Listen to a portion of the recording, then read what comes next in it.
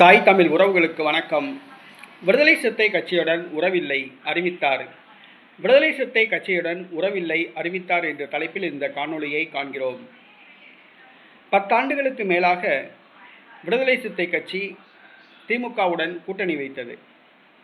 2026 சட்டசபை தேர்தலில் கூட 8 தொகுதிகளில் திமுக கூட்டணியில் போட்டியிட்டு 6 தொகுதியில் தோல்வியடைந்தது, 2 தொகுதியில் வெற்றி பெற்றது. ஆனால் தேர்தலுக்கு பிறகு ஆட்சியில் பங்கு பெற வேண்டும், அதிகாரத்தில் பங்கு பெற வேண்டும் என்பதற்காக திமுக கூட்டணியை உதறி தள்ளிவிட்டு தமிழக வெற்றி கழக கூட்டணிக்கு திருமாவளவன் வந்தார், அமைச்சரவையில் பங்கு பெற்றார். தற்பொழுது தமிழக வெற்றி கழக கூட்டணியில் எதிர்பார்த்த காரியங்கள் நடக்கவில்லை. வாரிய தலைவர்கள் பதவி கிடைக்கவில்லை, மேலும் பெட்டி கிடைக்கவில்லை. திமுக கூட்டணியில் இருந்தபோது பணத்தட்டுப்பாடு திருமாவளவனுக்கு கிடையாது. தற்பொழுது மீண்டும் திமுக கூட்டணிக்கு செல்லலாம் என்ற ஊசலாட்டத்தில் உள்ளார். ஆனால் திமுகவிடமிருந்து பதில் இல்லை. தற்பொழுது பொது நிகழ்ச்சியில் பேசும்போது ஒரு கருத்தை கூறியுள்ளார். என்னவென்றால்,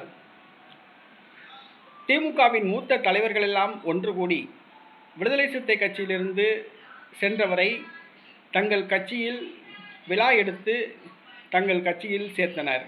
அப்போதே விசிகாவுடன் உறவில்லை என்று அறிவித்தனர். விடுதலை சிறுத்தை கட்சியிலிருந்து வெளியேறி சென்ற ஒருவரை திமுக மூத்த தலைவர்கள் எல்லாம் ஒன்று கூடி விழா எடுத்து தங்கள் கட்சியில் சேர்த்தனர்.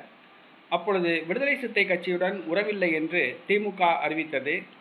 இதனை அறிவித்தது அண்ணன் முத்துவேல் கருணாநிதி ஸ்டாலின் தான் என்று திருமாவளவன் கூறியுள்ளார். ஆக விடுதலை சிறுத்தை கட்சியுடன் திமுக உறவில்லை, கூட்டணி இல்லை என்பது உறுதியாகியுள்ளது.